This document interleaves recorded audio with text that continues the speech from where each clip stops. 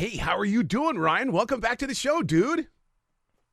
I'm good. Thanks so much for having me again. Absolutely. We've gone from Norman, now we've got Bruce. And I got to tell you what, I have had the greatest time starting this book over and over again because I love the interactive play that you've got going on here. Oh, well, I'm so glad to hear it. I know one of the things when you're making a book to keep in mind as a parent myself is, I have to read books over and over and over again if they strike a chord with my kids. So making one that hopefully kids and parents like to read, over and over is that's sort of my goal. One of the things that makes this book so fascinating is your transparency right in the very beginning of the book, where it talks about what is interacting. And I mean, you explain it right there, and each character is going, oh, really? I have no idea. And I can just hear their voices, and we get to create our own cartoon voices for them. Yeah. I mean, one of the fun parts of making an interactive book like this is, one, if you're reading it out loud, you have to, use different voices for the mice and for Bruce.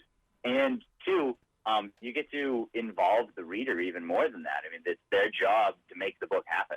So that was a fun challenge for me to figure out engaging in different ways to get the kids and parents, just readers in general, how to get them to take part in the book, like what to do to the book to make it go along. Yeah.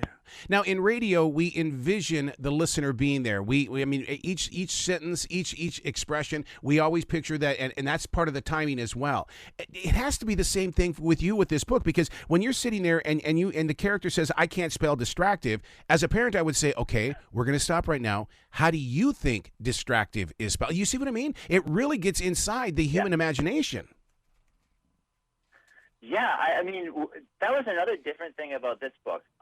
Usually, when I make a book, I don't think about my audience that much. I mean, it's certainly important that it is that after when I'm done with it, I'll think back and think about what works for the audience and what doesn't. But for me, usually when I'm making a book, it's all about what works for me, what's funny for me. My job is just to have fun in my studio. And since I'm mostly just a grown-up kid, my sense of humor is very in line with kids. So whatever I think is funny is usually funny for kids. This book was different in that I really had to think about the audience and what they were experiencing while they were reading it, because I had to almost make them collaborators with me. They are helping me create the book in making it move along and doing the different things, like pressing a certain spot in the book, or scratching Bruce's tummy, or shaking the book up and down. And so that was a fun and different challenge. Or Bruce falls out of the tree and very, very nonchalantly, the reader did it. I mean, you're going, oh my God, I didn't do that. Yeah, right away. I wanted to throw the reader under the bus right away. But see, it's a book of laughter, but it's also a book that teaches lessons too, and it makes you aware of all the other things around us. Yeah. I mean, I do think, as a creator of books, it's my job to entertain kids, but also try to teach them something. Not too much. I don't want the book to be about teaching them stuff. Right. But if they learn some things accidentally, then, that's great.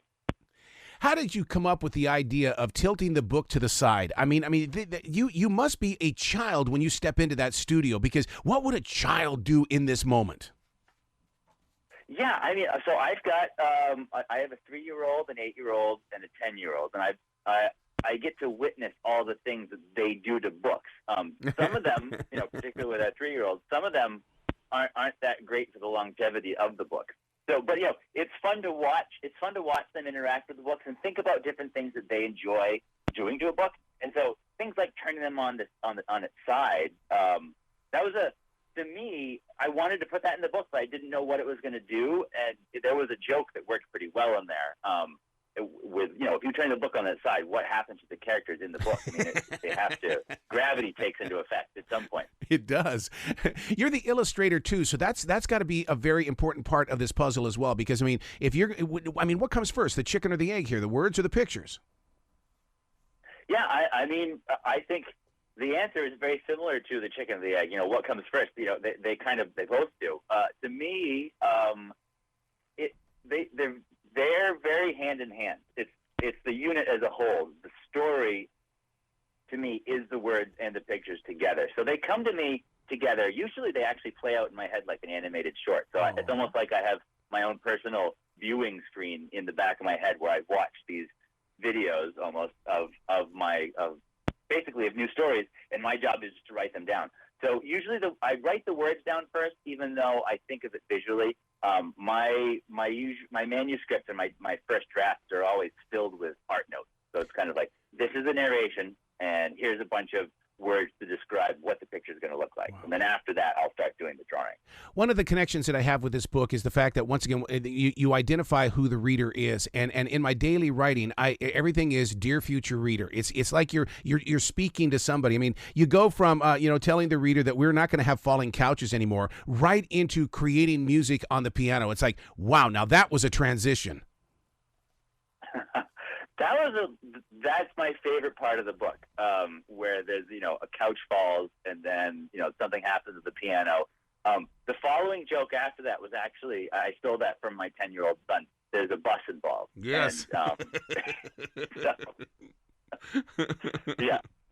So then basically you're a people watcher. I mean, you really do study what people do and what their habits are and stuff like that, or what they're discovering and how they bring it into their lives. Yeah. I think a lot of my inspiration that I get is very subconscious. So when I'm watching people or interacting with somebody, I'm not actively thinking, this is great fodder for a picture book. I just absorb it, and then later on, I'll have something that I'm writing down, and I can connect the dots afterwards. Yeah. I'm not actively thinking about that while it's all going on. My brain works best when I'm not thinking about what my brain is thinking.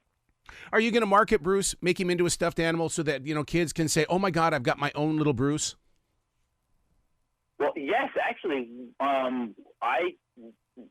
we just made a stuffed animal. We teamed up with a company called Merrymakers, and I think the idea is they're supposed to be available in bookstores and other stores by Thanksgiving or Christmas, I believe. That's the hope.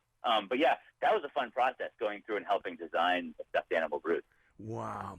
Man, you got to come back to the show anytime in the future. I love where your imagination is, and I love where you're taking imaginations with your creative skills, sir.